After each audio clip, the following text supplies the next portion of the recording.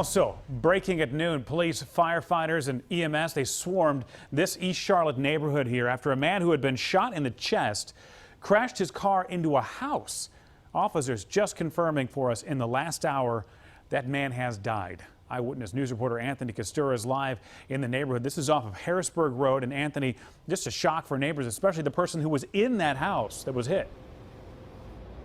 Yeah, and amazingly, that person was not hurt, but that house is so unsafe that the homeowners actually can't stay there. And that is why the Red Cross is now stepping in to help that family. But John, just overall a terrible situation here when this all happened just after 9 o'clock this morning.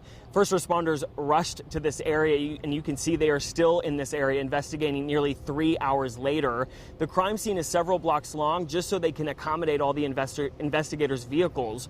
We know the driver's car crashed into the first floor of that home, as you mentioned, and crews pulled the victim from that car when they realized he had a gunshot to the chest. They tried to treat him in the front yard, but they could not save him, and we know that man later died.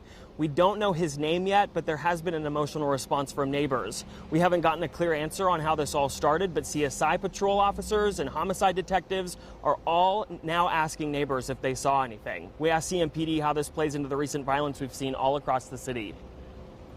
There's not an acceptable amount of violence. One incidence of violence in the city is a concern, so there's not a threshold where we weren't concerned before and we're concerned now.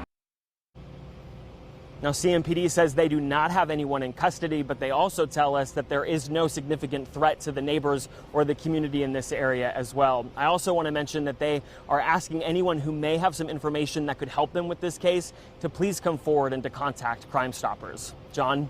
All right.